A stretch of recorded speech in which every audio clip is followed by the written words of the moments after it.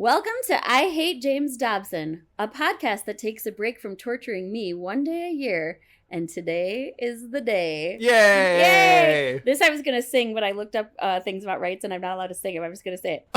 When I get that feeling, I need secular healing. Okay, I forgot to tell you. This is where our theme music will go. Okay. I'm going to direct you a little bit in this. Someone put it out. If it's 4 beats, so I hate James Dobson. James Dobson. I love that.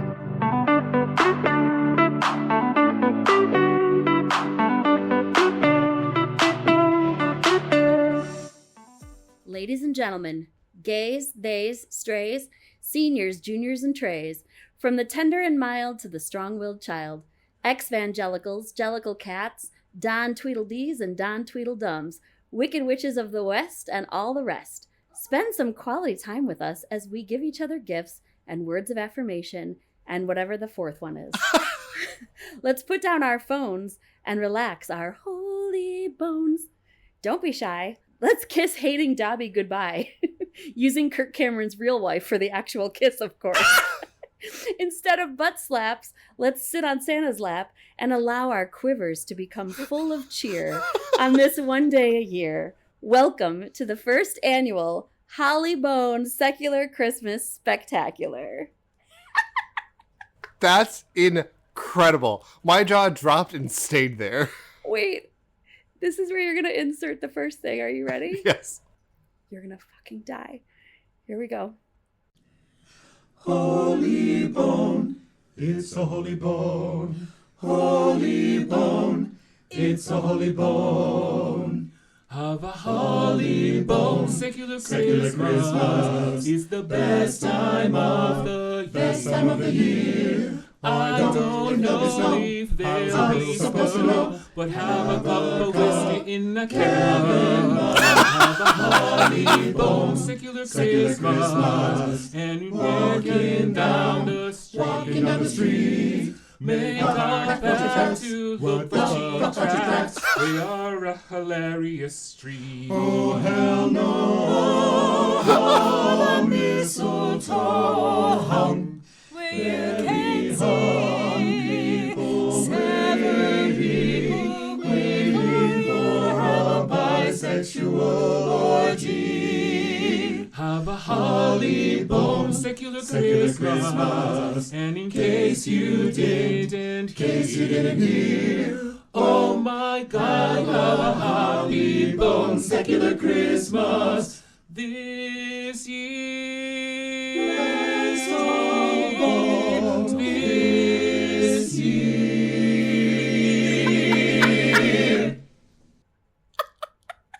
That's incredible. What? In the best possible way. What the actual fuck? Okay, so that was Have a Holly Bone Secular Christmas. A new Christmas classic. It will be going platinum in our house. I was thinking about how you and I are different in some ways, and you and your friends are a group of like fabulous neurodivergent people in one way, right? I think we're in the world of like ADHD, right? Yep. My group of neurodivergent friends are neurodivergent in the other way, which is extreme anxiety and OCD, right? I like to call it Virgo. So I texted a friend of mine and I said, because he plays the piano, and I said, I wrote some new lyrics to Holly Jolly Christmas. Can you just record yourself plinking it out on the piano? And like a few days later, he sent me a 5-part harmony that he had written. There's sheet music, which I'll be giving you. And then he got his friends from his renowned Chicago choir to join together on an evening and record it. I was dead. I was like, you didn't have to do all this. And he's like, yes, I did. It's me.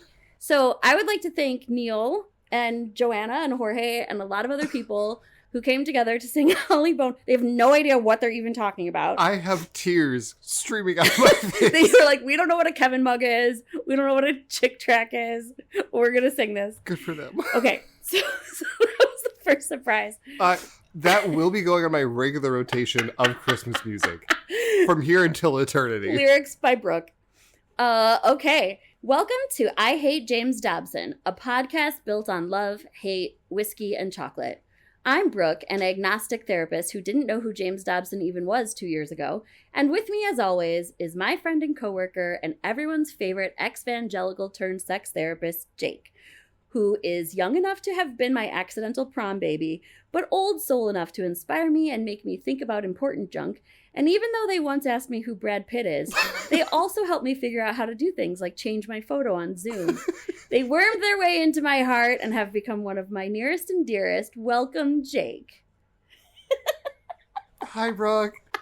Are you having so much fun? I'm having so much fun. Is this scary for you? I told you before we started, I opened the day with just weeping. And apparently it's just going to be that from here to the end. What were you weeping about, Jake? Do you want to share with the class?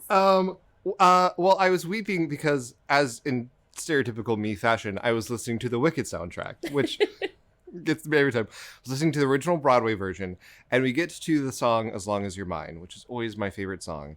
And I was thinking about my relationship. I was thinking about all the love I have in my life, and the fact that I recently got engaged. Yay! And that just hit me like a fucking truck, and I just started weeping and sobbing in the best possible way. Yeah, it's an emotional day.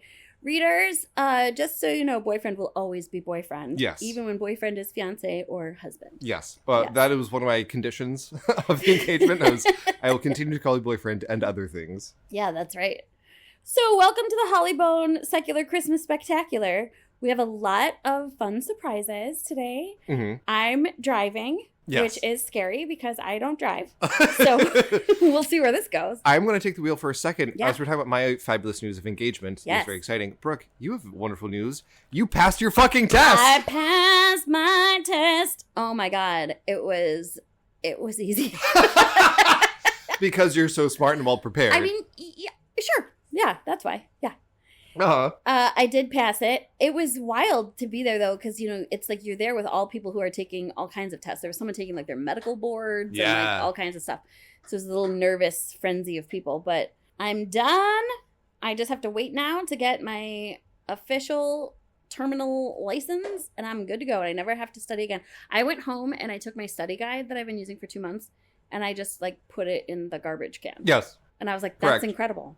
Because no one can, I wrote all over it. No one can use it again. Mhm. I don't need it. So that was great. Congratulations, my friend. Thank You worked very hard for it. Thank you. You worked very hard for that fiance. So I both did. of us are crushing it.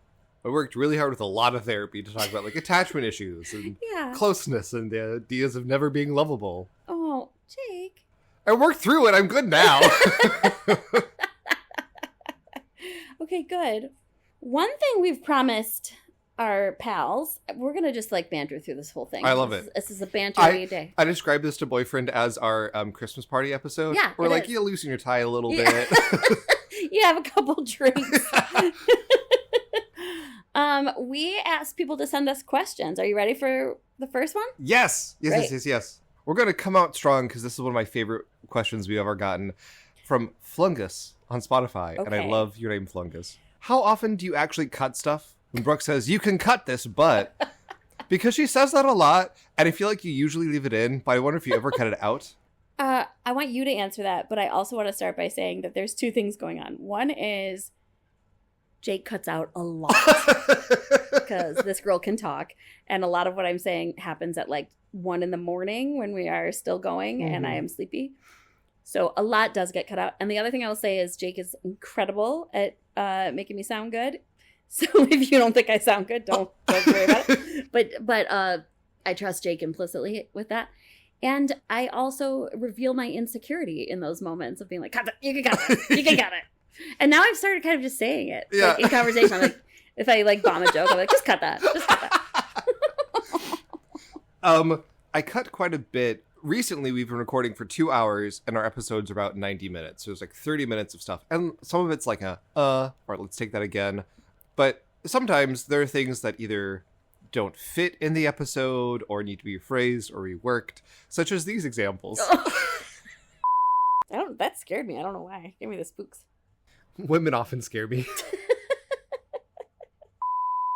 To be fair, white gay men have not come up with a lot of things on their own. They got Keith Haring, Ryan Murphy. And I like one of those people. How dare you talk about Ryan Murphy to me on this podcast? Diddy penis. Diddy. I love a big penis. Right? Me or something. Hang on. Can you hear her? Yeah. She like won't let go of me, but I need to get her off me because she's gonna attack me. Get off me. It's a fine line figuring out authenticity and production. Sometimes it really shows that I'm from a different generation than Jake. We're not going to play examples of that one. But Jake keeps me from getting canceled sometimes. There are jokes that are just for us, and Just the for internet us. does not need Special for us. Brooke, this question comes from Christina. What will your mom do if you don't finish Middlemarch by March for the second time? Okay. I was going to save this for later. But we have some shout outs today. We have some shout outs. Yeah. And I'm going to play one right now because it's timely to that question. Hi, Brookie. You know, I'm so proud and excited for you that you've passed your licensing exam. But don't you think now that you'll have some time to finish Middlemarch? You know, it was your idea to start reading it, and that was during the pandemic, and I read it. But you never did. And now I read it again in September because you said you wanted to finish it, and you never did. So come on, do it, because I'm not going to read it again because I'll have to even look at Cliff Notes to even talk to you about it. So please, please, I'm begging you, get it done. Love you. Bye.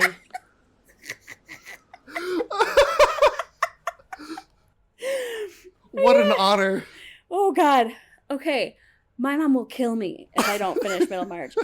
I don't know why I don't just pretend I finished it.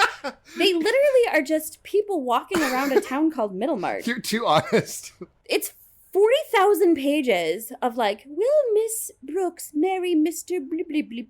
And then she doesn't marry them, and then she does marry him, but nothing happens.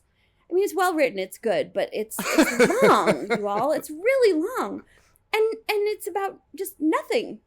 But I am going to read it because I love my mother very much, and it was my idea. I thought it would be so funny to start Middlemarch on March 15th several years ago. My plan is to have it done by March. Mhm. What will we do on this podcast? I'll have to have another book. I posted on Blue Sky when you passed your test. Everyone was very excited for you. But the most frequent genre of comment was, congratulations, when are you getting back to Middlemarch? I am a person who, how did my therapist put it? I have some obsessive processing tendencies, right? And so it is very hard for me to not complete something. Uh-huh. So, but Middlemarch might be one that I would have just kind of been done with if it weren't for my lovely mother. So I'm going to finish it. And it is good. It's not bad. It's good. But I'm going to.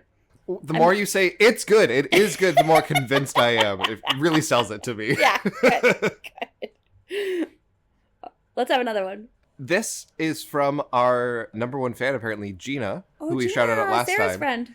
Longtime reader, wondering, where do you plan to take the show? Surely you must be writing out of J-Dob's Poopaganda. Ooh, poopaganda. That's really good. Okay, Gina. Good question. We got a lot of questions like, will you be covering this? Christian music, specific organizations? And I have a double answer. One, I don't plan the show that far out in advance. Yeah. I have a running notes on my phone that is theoretically shared with Brooke, but isn't shared with Brooke. Yeah. And it just has a bunch of ideas of episodes. I really want to get access to Dobson's radio show. Ooh. I don't know how. I've talked about this before. From like, it seems to be generally lost media. If we could get that, I would die. I would spend days and weeks just listening to it and taking notes and putting my obsessive processing tendencies into action. He has a lot of other, we haven't covered all of his books. I'm planning on doing The Strong-Willed Child revised again. We did the original version. So, you know, there's a plethora of Dobson stuff out there. And also, I want to talk more about evangelical culture. Mm-hmm. I want to hear more about it. I'm sure.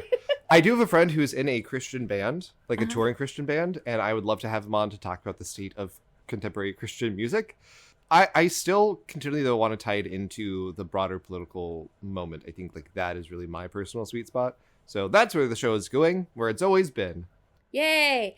I don't ever know where the show is going by design, so I have no input on this. Anytime I have offered a tiny, like, well, maybe we should cover this, Jake very sweetly is like, that's a little broad for us. That's a little bit common. So I leave it to Jake, and I get this one episode a year, and I'm happy with it. From Whitney. Hey, Whitney. I have an important burning question. Since it's the year of the hot dog, what is the best regional variation of a hot dog, and why is it Chicago style? Parentheses, Seattle style is also acceptable. Jake sent me this question in advance so that I could prep some things. And so I want everyone to know that I sent text messages to every one of my friends that's involved with Year of the Hot Dog. And I asked them this burning question. And so I have several answers for people. The Chicago hot dog is, this is my opinion, the Chicago hot dog is by far the best. Mm-hmm. I like a char dog. There are several different types of Chicago hot dogs. Mm-hmm. The char dog is my favorite with the celery salt. Oh my God, it's the best. It's so good. But if I weren't allowed to pick Chicago, I love a Hawaiian hot dog, which is something I learned about this year. Apparently a really traditional one is called a puka dog. Okay. But I haven't had an actual one because unlike some people in this room, I've never been whisked off to Hawaii by anyone. But they're really good. You put a little teriyaki, a little pineapple. I mean, a hot dog is just a tube of meat. You can put whatever you want on it, right? Except, obviously, ketchup. So I'll read you a couple quick answers. Not everybody. My friend Jillian says ultra dog, which is hilarious because she originally said that it corrected to ultra god, which I thought was funny for this podcast. My friend Kelly said the best is a Chicago hot dog because it's a product of multiple working class ethnicities who helped build this city. Also, it's a perfect combo of sweet and savory and spicy. That's perfectly woke. Yeah. My friend Zach, who's from Michigan, said a Detroit coney, all beef chili, no beans, mustard, and onion. Some people add cheese, often served on a King's Hawaiian bun. My friend Josh says chicken noodle soup and a cookie because he hates hot dogs, but he's been coming along to all the restaurants because he's a trooper. Go off, Josh. Yeah, but it's really funny because he'll order a little cup of soup while we all have hot dogs and we make fun of him. And let's see. Joe says, I've been conditioned since birth towards the Chicago dog. Aaron says, I have to say the classic chili cheese dog. I mean, there's no bad dog, but that's number one. And my friend Kristen said, I think it might have to go with a New York street dog, sauerkraut, and spicy mustard. So those are the Year of the Hot Dog opinions. Thank you for your burning interest. Brooke, I have a confession now that we're coming to the end of the Year of the Hot Dog. I feel like I won't be completely excommunicated. My favorite variation of a hot dog is I already know. a hot dog and ketchup, and that's it. No, that's not right. What do you mean that's not right? That's not right. I'm going to tell you why. Okay. Because that's not your favorite variation of a hot dog. Your favorite variation of a hot dog is a corn dog. Every time we finish this podcast and we're out waiting for our Ubers, you say, I'm going to go home and eat a bunch of corn dogs. Yes. Corn dogs are I get home at 2 a.m. I've reclined the next day at 10 a.m. I need to get something in my system and go to bed. But you know what I have my corn dog with? What? Ketchup. Well, I think that's okay for a corn dog. Interesting. Yeah. I mean, put ketchup on your food if you want. I don't know. Do whatever you want. But also, I agree with Barack Obama. It's a little bit like being a baby. It's for cats. How would you like another shout out? I love another shout out. Okay. Should I sing them a Colombian Christmas song? Let's do it. Go for it. Mi burrito sabanero a camino de Belén. Happy secular Christmas from us at Lessons from the Couch. This is Mariana. And Karina, and we are wishing you a happy end to the year. And we also just wanted to send along our appreciation. I have loved your podcast. I've learned so much about my own indoctrination, and it has really inspired some of our ways of being over here. Thank you for being in the world. We hope you have a wonderful holiday season and that all of your listeners cozy up on the couch, learn some lessons from your podcast. That's so sweet. Yay. That was fun. Aw. Okay, Jake, I think it's time for a present. A present? Yeah, a present. Want a present? No. Yes, you Yes, do. I do. This is the dumbest present I've ever made for anyone. I don't want you to get excited. Really dumb. You've been really selling this all day. It's so dumb. I thought it would be so... You can cut this. I thought it would be so funny. And then I was like, well, this is dumb. But here you go. Now, don't just pull out one thing at a time and describe what you've pulled out without looking at it. Oh, it's a whole bag. Okay. Yeah. The first thing is a product called Happy Nuts, a deodorizing spray, original sandalwood zest. I was a little confused about what it was because I is it a tree nuts? No, it's a ball spray, and then Brooke has put a little tag on it underneath to make purity balls. Good. I bought you nuts. And then later I was like, I feel deeply uncomfortable about this. And then it was like, Amazon was like, your nut spray has arrived. And I was like, I wish I hadn't done that. Is it a statement about my hygiene? No, it's just to make the joke about purity balls. There is an important crunch bar in here. Is this why you didn't want any snacks today? There is Twix. Yeah. A big Twix. Oh, yeah. Lots of Twix.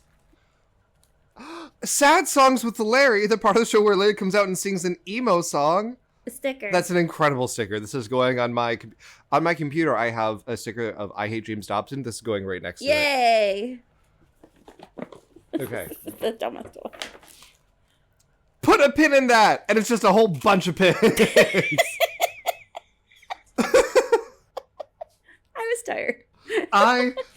I find it lovely and endearing when people say like, "Oh my god, I love when you say this thing over and over again." I'm like, "Oh, I do say put a pin in that a bunch." You do. Okay. You do. That's wonderful. What should we do now? We have so many different things we could do. I have more questions for you. Oh, let's hear them. This question is from Alex. Do either of you have a fursona, or what animal or fantasy mythological creature would you like to be? Ooh, this is a good one. What would you be? Okay. I don't think you have a fursona. No, I don't. Okay. But I thought about this because you gave me this one in advance too. And I said, okay, my actual D&D character is a druid. Mm-hmm. I talked to my DM, and we haven't played in a while, but my DM was like, yeah, but I would say you are really more of a bard. Ah. Yeah. Holy bone. I said to my DM, I was like, I'm like chaotic good, right? Mm-hmm. Like me, Brooke. And then there was a long pause and a lot of dots. And then they very graciously were like, I would actually say you're chaotic neutral. Mm-hmm. Now, one thing I will say, I don't have a fursona, but part of that question I think was mythological creature. Mm-hmm. Okay. So I thought about this really hard, and I have found the perfect one that I think I am. And it is a banshee. Mm. And banshees are Irish, which I love Ireland. They are sometimes called hags of the mist, Ooh. which I love. You could just, anyone who wants to say I'm a hag of the mist, you go right ahead. That's incredible. Yeah, and they like haunt around the Irish like mounds. It said they live in the mounds. So they're screamy, they're haggy. I think it's perfect. Incredible. Yeah. What about you? When I play D&D, my go-to class is also a bard. Ah. And I think that makes a lot of sense for us. Yeah. As far as a fursona, I do have a fursona. Yeah. It's a hyena. His name is Spike. Hyena. There was elsewhere a question, and I apologize. I don't have it on hand right now. But they asked, is there any furry artists who I want to shout out? Check out Toppled Domino on Instagram. That may or may not be my fiance's. I was going to ask Instagram. you. Sounds familiar. He does a lot of art, but he is very happy to make really, really cool art for people in the furry community. Nice. Okay, Jake. I'm trying to think about what we should do next. We have questions. We have some more shout outs. Uh-huh. We have maybe Santa will come to visit. You've been saying this all day. What are you in the mood for? Is someone going to walk through the door? I don't know. If I give you an answer, will that distract from the plan that you have? No, give me an answer. In the spirit of gift giving, Brooke. Oh, this is our love language. What's that? It's huge. It is huge. And this is not from me. It's not from you? No. Who's it from? This is from Bronte. They were very happy to think very highly of us. Oh my gosh, this is so nice. Am I getting a fan gift? Yes. Okay, do you know what it is? Yeah. Okay. Oh my God. Have you seen this? I haven't seen the finished product. Oh my God, this is incredible. That's amazing. I love this. Okay. Oh my God, Jake, look at her top. Look closely at her top. This is someone has embroidered. Bronte, you have created a masterpiece. I want to explain to everyone what this is, and we'll put a picture online. This is someone has beautifully embroidered the square from my favorite Chick tract, where the woman is saying, "Oh God, I need help. My life's a mess. Help me," which is my favorite thing. And then there's embroidered hot dogs on her shirt. This is going in my actual house. Like, I'm literally going to hang this up in my house. I'm so thrilled.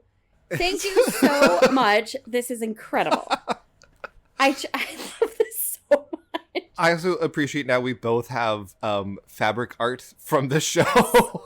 Yes. Oh my God. Thank you so much, Bronte, for making this. It's beautiful. I am in awe of your skill.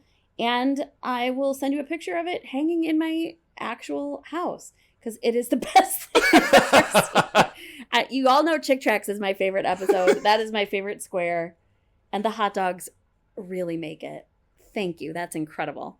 I feel like it's funny, but I also feel so moved. I feel like I'm going to cry. More questions. This is from Hannah. Would you ever consider doing a live show, or not recorded just for fun, that included James Dobson trivia? Or even just an event where you host a religious trauma / JDob trivia contest? I'm a Chicagoan, and I want this to happen so badly. Hannah, and to all of our readers out there, my goal for the next year is to have a live show in Chicago. And there's a lot of behind the scenes things happening right now that is very boring and technical, and like no one needs to know about the process to get an EIN, but it is in the progress. It is in the works. I would love to have that happen, and I did not think about having Dobson trivia, and so now that is absolutely going to be part of the agenda. Yeah, Thank you so much. I would love to do a live show. I think that sounds really fun. Mm-hmm. You got any hot plans for Christmas? I'll be going back to see Brad and Janet and the family. Nice. And our next episode will be a conversation between me, Brad, and Janet. Ooh, that's going to be incredible. Talking about navigating religiosity and queerness as a family unit. I will not be on that episode because that feels strange for me. So, but I think that'll be incredible, and I can't wait to hear how it all goes. I'm very excited and a little bit nervous. Not that it won't go well, but just, I don't know. It's vulnerable. It is vulnerable, but you've done that. Mm-hmm. I know. I'm fine being vulnerable. There's other people making their vulnerability into content. I'm going to be home by myself for Christmas this year, and I'm happy about it. I think I've mentioned this before. Last year, my mom handed us our stockings and was like, "Okay, bye. Mm-hmm. We've finished Christmas now." That's what you get for not reading Middlemarch. That's true. That's true. This question comes from Hannah. What are some tips for choosing a sex therapist? Oh, yeah. And we get a lot of questions, I think, actually pretty regularly about, like, how do I find a therapist? Will you be my therapist? And no, I will not be your therapist. But in choosing a therapist, there's a lot of ways that I think you can find a therapist. Psychology Today has some really good ways to search for people. Editing Jake, I want to plug the Secular Therapy Project. If you are looking for a therapist who is not religiously affiliated, they're pretty good resource as well. I think some of the best ways to find someone is people that you know who are in therapy, who have a good therapist. But really, I think most therapy is about the therapeutic relationship. So find someone that you feel comfortable enough talking to and you feel like it gets you in some way. And maybe they have they have enough background knowledge on like purity culture, for instance, or depending on how you feel in the relationship, maybe you can teach them about purity culture, and that can be okay. They should also like do some research on their own if they don't know that much about it. But really, it's about the fit, and so trying people out. Some people call it like shopping for therapists. Mm-hmm. That therapeutic alliance, I think, is the most important thing. So just try a couple of people out. Just go for it. It can feel hard and big and scary to get started, and sometimes it is, but you'll find someone. Yeah. What would you say to people who might be a little bit nervous to jump into the topic of sex when they're starting therapy? Say that. Yeah. Say, hey, I want to talk about sex, but also I feel very nervous to talk about it. I'm not ready to talk about it yet. Right? It puts it on the map, and then you can find your way to it as you build trust and rapport with a therapist. Yeah, and your therapist will help determine and figure out when that might be a better time or a good time to start that. Mhm. Good. Yeah. Do you have any tips for finding a sex therapist or a therapist generally? I would just say exactly what you did. Like, shop around, see who you like, see who feels like a good fit. And I would also say, like, you might not know right away.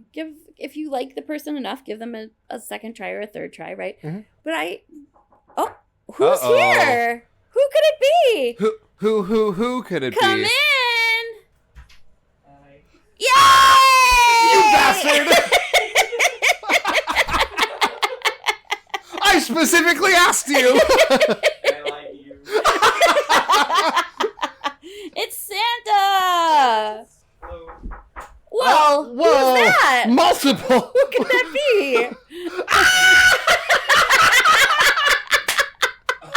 Did I come to the right place? No, you did not. You have the Kevin mug! I was looking for the Kevin mug!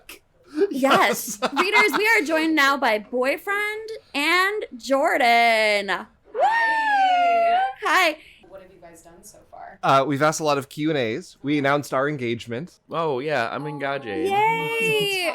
Hooray. Boyfriend and Jay. Yeah. Incredible! it! Oh my, Come on coming in! It's open. It's open! Let's see what this says. Read it out loud. Was it? It is a bad evangelical died emergency podcast preparedness kit from Karina. Karina's the one who entered the room. You want to grab a chair? Okay. Welcome, Karina. Editing Jake here. So, in short succession, Boyfriend, Jordan, and Karina, 3 of my favorite people and previous guests on the blog, all surprised me by joining us in this room. Karina even brought snacks. It was a delightful surprise. Now, though, we're going to fast forward to when everyone is settled in, because I don't think you need to hear a lot of Mike spinning around and me screaming about how much I felt lied to and surprised. Why don't we jump back in by having maybe one more? Oh, we have 2 more. Little shout out. You want another shout out? We heard from Brooke's mom earlier. Yeah, my mom. That was pretty good. She yelled at me for not finishing Middlemarch. Did she want to be on the podcast? I think this is as much as the podcast she wants to be. Shout out! Yay, ready? Here we go. So many possible Jakes, and we got this one. That's really great, AJ. Thank you. Yeah, hey, Jake. This is a message for Jake. Yeah. And I'm Josh. And this is Brian and AJ. We've been. I'm Brian. That's AJ. Yes, we've met before. We've been tasked with delivering a Christmas message to Jake and to the podcast more broadly. Yes, thank you so much for another year of hating James Dobson so hard you killed him. Yeah, we did it. We did it. We destroyed him. It's always fun. I mean, like, it was such a pleasure to find out that this show existed. As someone who not only grew up listening to Adventures in Odyssey, of course, but had his sex talk given to him by a James Dobson audio tape. Hate to say jeez, I didn't know that. I know, we were going to get to it at some point, but then you guys try to cover, like, secular shit, so I never get a chance. To talk about my sex learning. But I remember coming across the show originally and being like, oh, God, I hope this doesn't suck. Like, I need something that need this to be good. I need this to be good, right? Because it's like, Yeah. I need something that talks about this man in a way that has the seriousness that the subject requires. And the reverence. But also the reverence for our Lord and Savior, yeah. Yes. For our Lord and Savior and for the good doctor That's himself, right. Dr. James Dobson. But May he yeah, rest I in mean, hell. week after week, I'll keep pulling it off. Whether you're talking about Dobson or Well, other every other stuff week, yeah. in the every other weekend, or other stuff in the evangelical sphere, and we really, really appreciate the work that you guys do, and Jake specifically, we appreciate you. We appreciate your Absolutely. willingness to play ball with us, which is sometimes a tall order. Thank you for enduring a horse corner. That's right. That's right. And Brooke, I hope that the next year brings you many happy returns and the end of Middlemarch. But we'll keep our fingers crossed. Happy Christmas, y'all. More like Merry Christmas. Merry Christmas, because we're not fucking British. Listen. Those were our very good friends over at the worst of all possible worlds. Yes. That's so sweet. That's incredible. I literally just emailed them and I was like, "Hi, I'm Brooke," and they're like, "We know who you are." Like, can you send this? That's so excellent. Yay! Well, everybody, we've just been talking about the podcast this year, answering some mailbag questions, and I don't know. Does anyone have any? Are there more questions? We have more questions. I do feel like now that the gang's all together, we should talk about James Dobson died this year. Yay! Yeah, he did. Oh, yeah. Sorry. We're all Boyfriend's place. Jake, what do you like to say? Rest in piss. Rest in piss. On our most recent episode, I said that he is the opposite of Princess Diana. That's true. Clocked. And I like to say that he has the opposite of a revenge dress. A spite sweater. He did die this year. I want to see new merch that says Spite Sweater. Spite sweater! Yeah. Ooh, I have a whole bunch of merch like almost ready. As Brooke can attest, I go through about 100 different designs of the same design. And it's always the first one. It's always the first one. We gotta make sure. You gotta check. you have It'll to be like- trust your gut. Jake. Yeah. It'll be like 3 a.m. and there'll be like one hue different on one of the colors. I'm like, I don't know anymore. They're all good. What else do we have in our mailbag, Jake? Big. Oh, Karina, did you hear that? Mailbag. Mailbag. We're from Wisconsin. We're from Wisconsin. Yeah. We have 2 related questions. Yeah. These are from Mandy Soho Sky and Mimi Sui. And we all could answer these. What is the weirdest gift you've ever received or given? And what was your favorite Christmas present you ever got as a kid? Ooh. I was talking to my mom about this. I was a child in the 80s where capitalism reigned. And we were rich. My dad was a doctor. Things changed. Don't come for me. There was a shift. Thanks for naming it, Brooke. Yeah. But I had a lot. I had all the toys. I had Barbies. It was a great time for toys.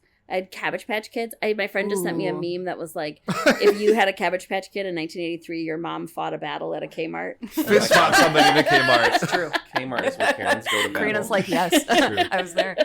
So I can't think of one specific thing, much to my mother's disappointment last night. She's like, you don't have one thing you thought was special. I was like, they were all special. So that was mine. I'm sure I've received many more meaningful presents, but it hit at the right time when I was like 8. The Wii had just come out. And You show your age. I know. We were living in North Dakota and we got through all of our presents and there wasn't a Wii and we're like, that's fine. It's expensive. We're in North Dakota, whatever. My dad was like, hey, there's a present, but it's like Easter. We've hidden it like Easter eggs. So then we tore up the house and we found it and it was a Wii.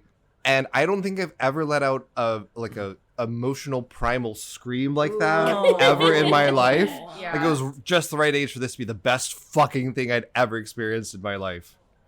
That's amazing. How often did you play it? Oh, all the time. Like, yeah. A Wii is on my Christmas list again this year because I would like to play it again. Do you have the old one? No. My Damn. parents might somewhere. I don't know. I'd start there, you know. Look for it. Yeah. Recycle. I would, reuse. yes. Yeah. Whatever the thing We is. had an Atari. So You favorite had an Atari, yeah. favorite gift or weirdest gift? This is Karina. I have a favorite. It was when I got a pound puppy for the Aw. Brooke would remember. Little puppy that had little tiny puppies inside of it. Yeah. Wait, was this a fake puppy or It a was a real? fake puppy. Like, Oh, I was like, okay. oh my god, Okay. crash. So I was like, pregnant. So it was A pregnant puppy Yes. from the pound. Okay. Jordan, listen really quick. Yeah. In the 80s, there were toys like pound puppies, preemie babies from Cabbage Patch Kids. Preemie. It was all like, take this orphaned, abused thing to your home, child. Like it was. And you said, okay, thank you. Yeah. Yes, please. That year happened to be the year that we got lice for the first time. In Oh, my life. no. So my pound puppy went into a bag of things that went away for a very long time. So maybe that's why I remember. Karina, that's trauma. Wait, 30 years later when my kids got lice, it sticks. Oh, literally. Yeah. Oh, Jordan, that's what was awful. yours? Well, first of all, I'm Jewish. Yeah. So it was Hanukkah, not Christmas. So the one that immediately popped up for me was I was probably in like 6th grade, 7th grade, something like that. And Sims were a really big thing at the time. So I was a 90s baby. I got a 3-pack of like hot date Sims or like fantasy Sims. It was from my parents also. And I'm like, you guys set yourselves up there. But similarly to you, Jake, it was like I was on our family computer in the quote unquote office. No, in the office. The office. Yes. Whoa. Yes. That's where it gets spicy. Oh yeah. Both doors were closed. 2 layers of protection. There was no purity balls there that night. No, 100% not. I got some spray for them, though. But yes, I was constantly on it. And for anyone out there who gets this, Rosebud. No? No one was a Sims person? I mean, I was a Sims person a little, but I don't know what that is. When you wanted all the money, you would type in a cheat code, and it was Oh, Rosebud. It was Motherlode. Semicolon. No, well, for me. Depends on the time. Yes. Yeah, because yes. more money. I think it was. Some people are going to be listening to this and be like, ha ha ha. Just no one in this room. That's okay. To the 3 of you. That's out all there, you're right. Yeah. welcome. I had a Sim named Petunia. Petunia. And she was so successful that she did everything. I didn't have a job or food in my house. In real life? In real life. Oh, I sure. hadn't showered in days. I was in my late 20s. I was Just in taking a care deep of Petunia. depression. And Petunia was killing it. She had a whole museum for all her jewels that she had found. And one day I looked at it and I was like, you got to put it away. You got to put it away. Yep. You had an intervention with I yourself. had an intervention with myself. Yeah. Petunia had an intervention. Petunia became sentient and looked at me and was like, stop. Breaking the fourth wall. This was the early version of an AI chatbot. Literally. Yeah.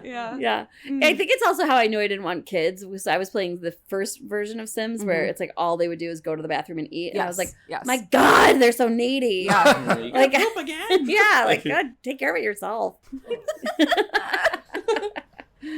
From Christina. Is there anything about Christian Christmas that you miss? Conversely, what about Christian Christmas are you relieved to leave behind? The parts that I like, I've kept with me, so I don't miss them because I don't have to believe in God to sing "Oh Holy Night" in a church. That's really sweet. What are your favorite parts of the holiday season? Doesn't even have to be religious of any kind. You know what's kind of funny about this question is that I've been dealing with this Christmas because a few months ago I went to a church to hear it was a concert, like a Fleetwood Mac on violins or something. But it was so specific. It was very pretty. Or something. Yeah. It's that, what's it, Candlelight Chicago? Yes, Candlelight Chicago. Oh, It was nice. really fun. Yeah. Yeah, they do like the Beatles and they do, I don't know, all the stuff. But when I was in the church and it was candlelit, I started to really miss my dad. And I was like, oh, there's something specifically about being in this space, but it was also nice that it wasn't about Jesus. But since then, what if I went on the podcast was like, so I've converted. No, but I did talk to a friend of mine this year and I was like, I might be interested in sitting in a church on Christmas Eve and listening to Christmas carols be sung. That's beautiful. Yeah, because I kind of felt like I was with my dad when I was doing that. And so I felt real weird about it. I'm probably going to go to a bar. Not do that. Kind of church. But Sounds like we'll see where it ends up. But I did feel weird about it. And I was like, but what about the podcast and cheating? I said to my friend, I was like, will I get in trouble? She's like, no, that's not how it works. But so I've been thinking about possibly doing that just because my dad's been gone for a long time, but there was something specifically about being in that space. That's the only time we would really go. When I lived in Germany, it was like, obviously my dad worked in the military, I had school, but really it was a cross-continental church tour because there are some incredible churches in Europe. And you don't have to, I was not Catholic. I was always like, well, they don't really believe in Jesus correctly. They're not Christian. But the stained glass is beautiful.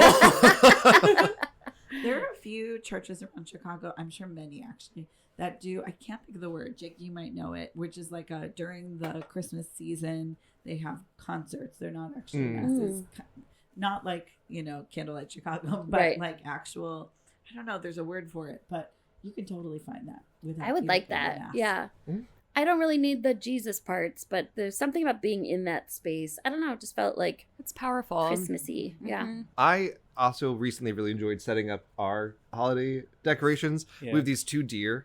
This just happened. That one's like really green and mossy, one's like sparkly, and we have all these like little tiny Christmas trees that go around them, and they're so not proportioned correctly. So these massive deer with these tiny trees, as we call them, the winter gods. They are our winter gods. Can you post them on the Instagram? I love it. I've had my family actually. I didn't tell you this happened before you left today. My sister goes, "Is that like are you pagan now and stuff?" And I was like, "No, Haley, these are our winter gods, they're our house gods." Like she's like, she goes, is that a religion? I was like, no, we are.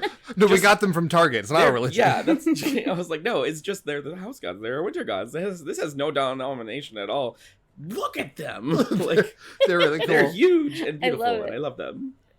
My family, we actually just put up a real Christmas tree again last night. We haven't done a real Christmas tree in a few years. And actually, I love putting up a real Christmas tree. So, yeah, I went to the place in Lincoln Square and paid an absurd amount of money instead of going to other places where I could pay less money. But the tree is cute. Okay, splurge. That's beautiful. Here's our winter gods, by the way. You need to post those. I agree. I'm going to do another shout out here. This is our last shout We have out. a last shout out. And then I have one more thing that I'm going to play for you, but that'll be at the end. Hi, Jake and Brooke and boyfriend. This is Kevin. And Kelly. We hope you have the happiest Christmas. At least since Bing Crosby danced with Danny fucking Kaye. Anyway, don't forget to keep the Yuletide gay. Okay, bye, love you. Yay! Kevin and Kelly. And your niece is in there too. Yay! Isn't that so cute? Beautiful. My original plan was to get Kevin here. And I planned that a long time ago. And then they were pregnant. I've been talking to Kevin, by the way, for like a long time. Oh my God. Way before you introduced us. Longer than me. I was going to say, we introduced you significantly after the baby. And we both pretended like we hadn't met. But we'd been talking on Facebook for a long time. Not on Facebook. Yeah. As a woman in her 40s Yeah. does. Because when I first thought of doing this, like over a year ago, I was like, Kevin, hi. Like as if we were just friends who've known each other forever. What's up? Can you fly in and surprise Jake? Now, Kevin didn't fly in. He's not here. But at the time, it was funny because then they were pregnant. Mm-hmm. And I was like, even better, bring Kelly. We'll do a whole manger scene. It'll be hilarious. Stop. Oh my God. I literally was going to do it at Karina's house. Like, it was going to be so funny. Yeah. I was like calling Karina. I was planning I like, can't I'm like, imagine Kevin. why you got an intervention about gifting. Right. And then, as Kevin and I were talking about this, you were like, you know what? I'm going to go fly and see Kevin. And I was like, well, oh, okay. You're like, I'm going to meet the baby. And I was like, well, that was everything we were planning. But you were supposed to meet the baby with me. Yes. On air. Yes. So that was so funny. You would have been a crying, blubbering mess. But I the was in funniest person. was You were when in person, we yes. did the episode with Kevin, you were like, Brooke, it's Kevin. And we were both like, hee hee. He shouldn't be that good at lying. Yeah. And I only call him Kevin. And I've taken to calling him Kev. Yeah, we're say like buds. Ew. How grateful I am that I was on the episode in which the Kevin bit happened. Yes. You guys go back to, what was it? The year of our Lord, 2024, the Pride episode. Oh, Pride episode not recorded anywhere near June. We need a new timestamp of the year though. It's like AD is now after Dobson.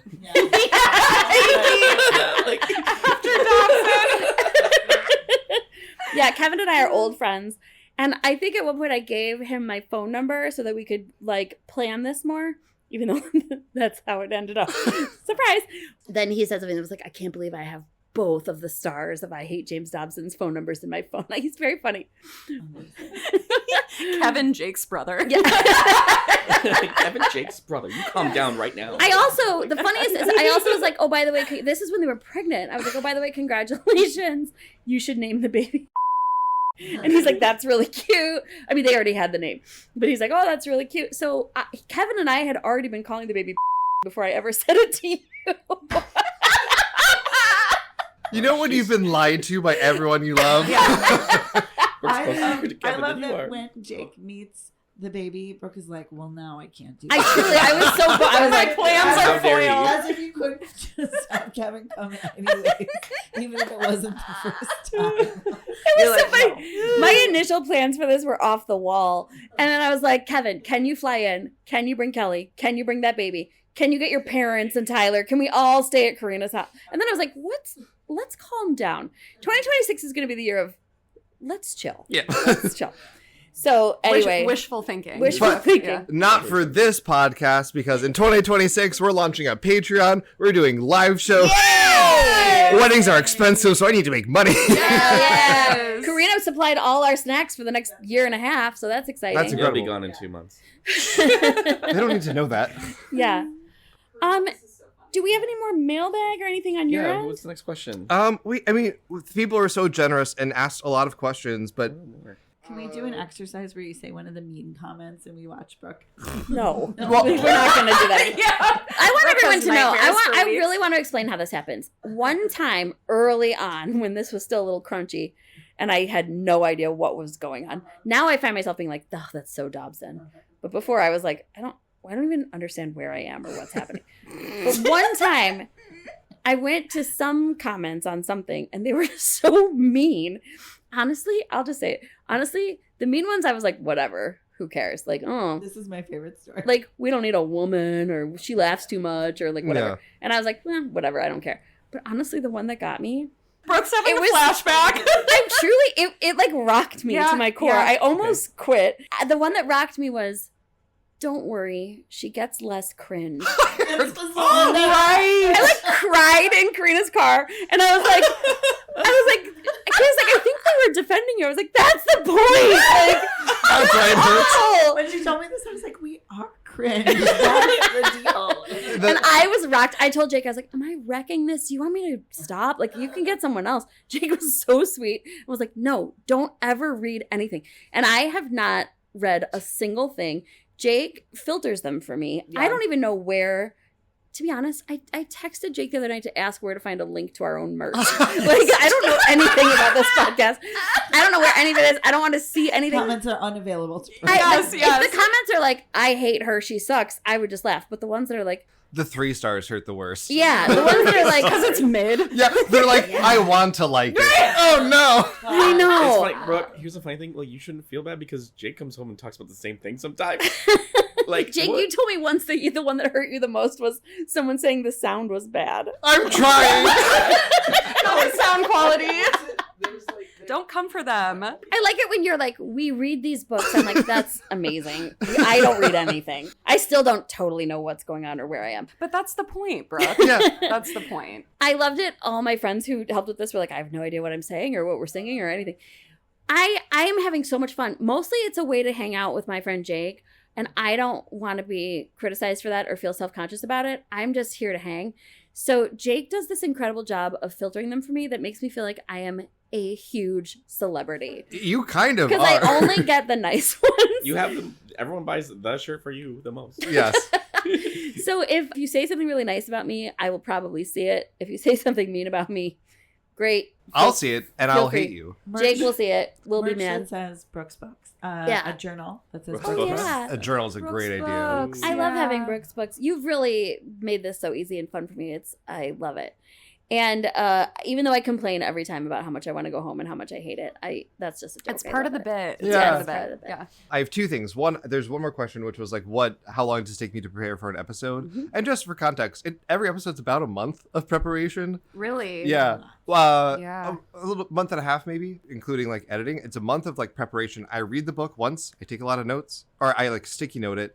And then I go back through and all of the sticky notes I like put into one Word document because I want physical books. They're color-coded sticky notes. Oh yeah, they're color-coded I sticky believe notes. It's a it, lot. yeah. There's a whole table in my office that is just full of them. It's crazy. And then I write the script, and then I go back and I write my ideas about it, then I add the quotes back in, and then I refine it a couple times. And then we record it, and then Well, first, then boyfriend has a role, which is to handle some of the emotional labor of Jake's breakdown. That's while I'm reading and researching. Oh, good. There's a lot of concern. Yeah. But I've learned to feel live it. with it at this Yeah. point. It's okay. You hear a lot. There's a lot of concern. He Yes. hurt himself by Lean reading in. really bad books. I hurt myself by playing League of Legends. It's fine. There we go. You hear the red sticky notes mostly. It's so funny. You're always out of the red ones. You never use enough green. You have so many green sticky notes everywhere, and I'm like, what is this? The way that I prep for the episodes is by looking at my planner and seeing that we're recording that night and going, oh shit. And then texting Jake and say, are we recording? And Jake's like, yeah. And I'm like, okay, great. And tell me what snacks you want. And I tell Jake what snacks I want. And then I make sure I'm wearing comfy pants. I mean, this is how I prep.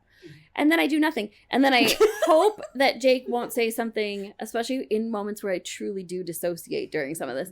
And I hope Jake won't go, Brooke, what do you know about 1973? My blah, favorite blah, blah. moments are when Brooke is like, don't ask me that. Which means Brooke was just dissociating. Yeah.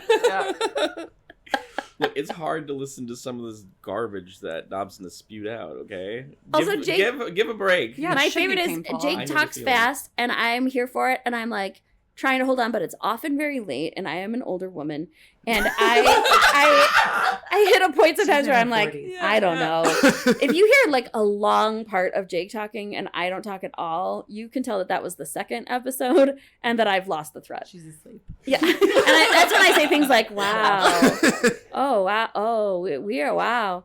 I want to talk about my process, partly to brag, but mostly because I don't love the content always, but I love doing that. I love researching and writing. And so then to share it with someone who's just down for me to just info dump on them, like that truly is my love language. Yeah, I love you. I love it. I want everyone to know, I think I've talked about this before, but I want everyone to know that I was in my office one day and this group basically was sitting in there and Jake came in and said, would you want to be on my podcast? To which I thought, oh, Jake has a podcast. Sure, I'll go be on How it. cool. I did not understand that we were starting a podcast together until we were like 30 minutes into recording. And then I literally in my head was like, I think I'm the co-host of this. That was not informed consent. No, Jake. and I was like, I think this is out. I think I come back here every time and that we are both doing this. And then I was like, what are we even talking about? I don't even know. And like weeks later, I think after I found out that I was a little cringe, but getting better.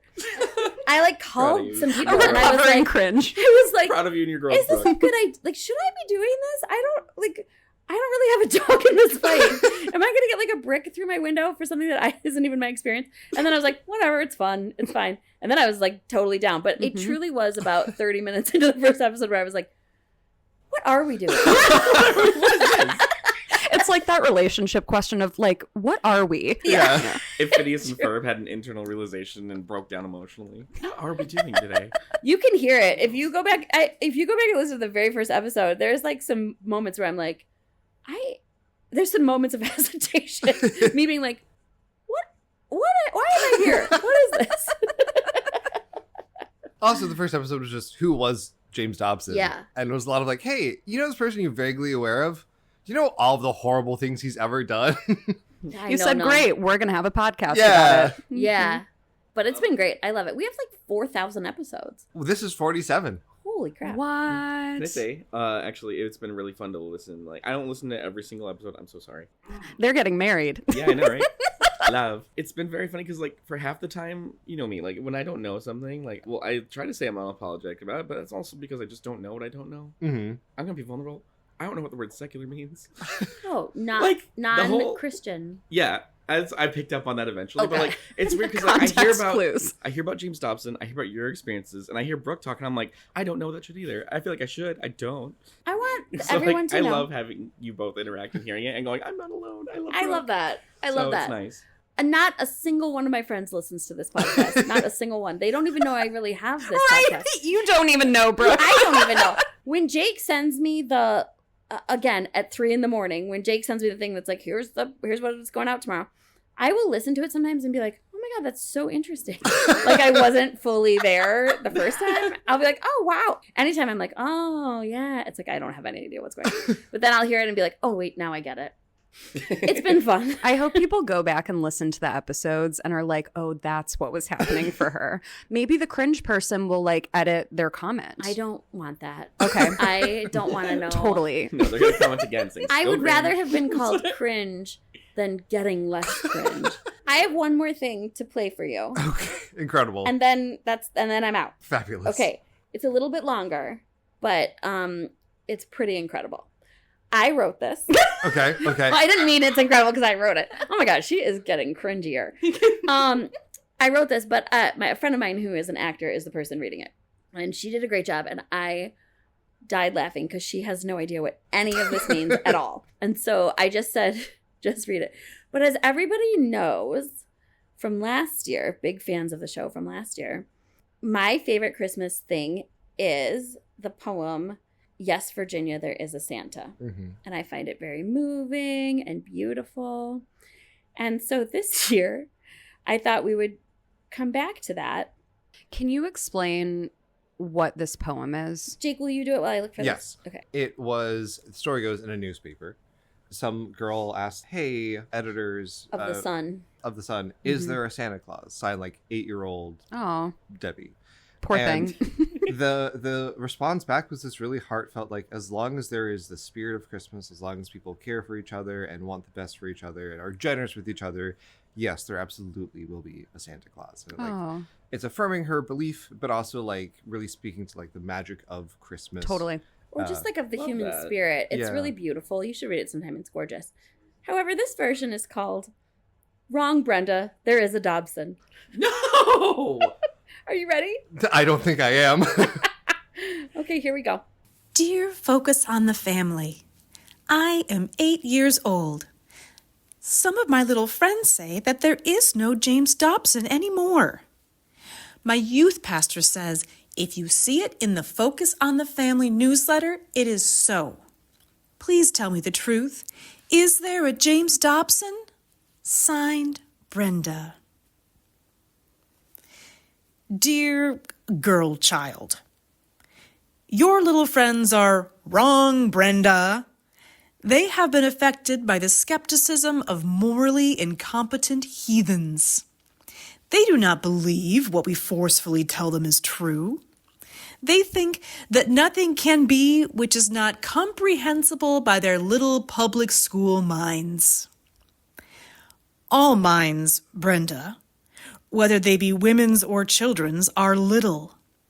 In this great universe of ours, the secular man is a mere insect, an ant in his intellect, as compared with the all-knowing minds of Christian white men.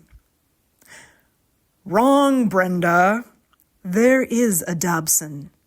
He exists as certainly as love and generosity and devotion exist and abound and give to our life its highest beauty and joy. But let's not focus on that namby-pamby snowflake garbage. Let's focus on the ways that he definitely doesn't want you to marry a woman, and how you are most likely going to burn in hell, and how your purpose in this life is to give birth to his army so that they may fight against enemies like J.K. Rowling, but, for different reasons than the liberals do. Alas, how dreary would the world if there were no James Dobson. It would be as dreary as if there were no Ted Bundy. I had the final interview with him. Have I ever mentioned it? It was me, Brenda. There would be no author quoting his own books, no inappropriate counsel to make tolerable this existence for former Hollywood actors, nepo babies, and reality stars who wander into the presidency. No freaking out about climate change, but for different reasons than the liberals do. Not believe in James Dobson. Nobody sees James Dobson now, but that is no sign that there is no James Dobson. The most real things in the world are those that neither children nor women can see, especially pure women and children who have followed our path. All the other women and children are wrong, Brenda. It is I, renowned parenting expert, serial killer interviewer, and definite officially licensed psychologist, James Dobson, here to remind you that basically all the things you cannot see that I tell you about are legit, and all the things you cannot see that anyone outside of Focus on the Family tells you is just Satan speaking through them. And if you listen, you'll be torn apart by hell beasts for all eternity. Speaking of hell, I'm actually writing you this letter from hell. Not because I ended up here. No. Wrong, Brenda. I'm just visiting some friends. But never forget, my child, that you probably will end up here. It's a scary place, full of bisexual orgies, unbaptized aborted fetuses, and little dorks eating Doritos and playing D&D. Wait a minute. Is this even hell at all? Or is this the worldly earth we share today? Because not enough children evangelicized to random ladies in bowling alleys and became warriors for Christ and made themselves available to be rented after school for house cleaning and light chores. That was a lesson, Brenda.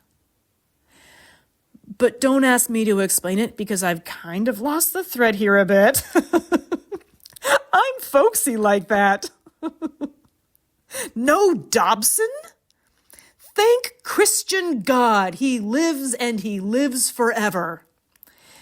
1,000 creationist years from now, maybe 10 times 10,000 years from now, he will continue to make nervous the hearts of strong-willed children as they spend their Awana bucks buying my excellent child-rearing books so they can more effectively homeschool their younger siblings.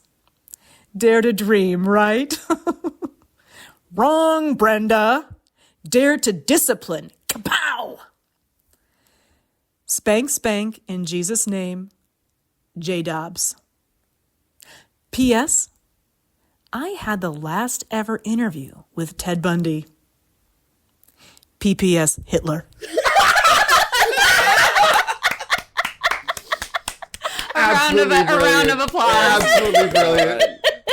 The artistic styling. I've seen you at like actual live performances. This may be your best work. Thank you so much. That's not me. That's my friend Bree. You wrote it. I wrote it, but thank you, Bree, Oh my God. for performing that. Shout out Bree. for That was us. so good. She asked me if she should try to do James Dobson's voice, and I sent her just like a clip of James Dobson from YouTube, and she wrote back, "I don't want to watch that or do that." I was like, did she method act in that?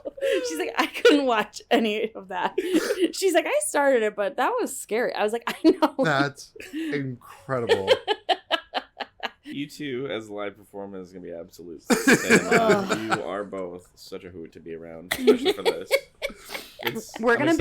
We're gonna be stage moms, boyfriend. Oh my God. Yeah. Absolutely. Yeah. Pretty much. Well, that's all I have for the Hollybone Secular Christmas Spectacular. I have one more thing, which is I am just so grateful that my little grudge and spite that I festered my entire life has led to something so amazing in this room with people who I love so dearly, and I'm very excited to see at my wedding, and that's not an option for you. Didn't think so. To the people who so lovingly donated their times and voices in comedy. I'm also really grateful to all of the readers. We have spent so much time just talking with each other, and to know that our fun and our laughs and our screams and frustrations are resonating with people in this way is more than I truly ever could have expected or dreamed. And I'm very excited to continue the show into the next year and see all of you in new and fun and horrible, depressing ways. Ditto. I love all of you. I love you very much. But there's one person I don't love. I hate James Dobson. I hate James Dobson. I hate James Dobson. I also hate James Dobson. He's the worst. I have to imagine Karina, who disappeared 3/4 way through this episode, also hates James Dobson. Also, and happy secular Christmas. Yeah! Happy secular Christmas. And secular Hanukkah and secular Kwanzaa. I don't know if the secular Happy applies. seculars. Yeah. Yay. Good job, us.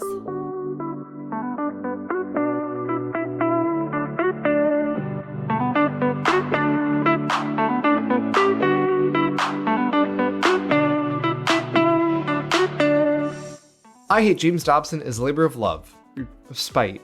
Written, recorded, edited, and produced by me, Jake.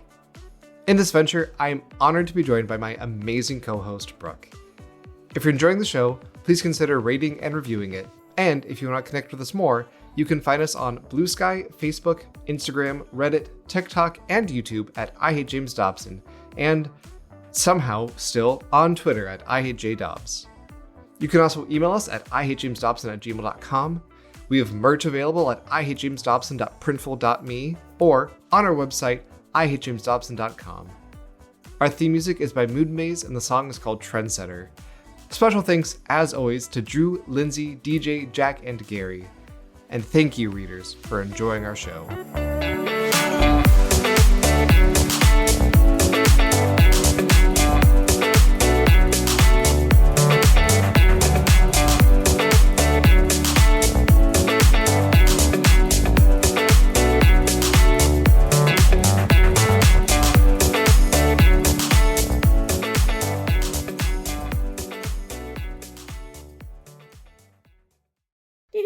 Penis.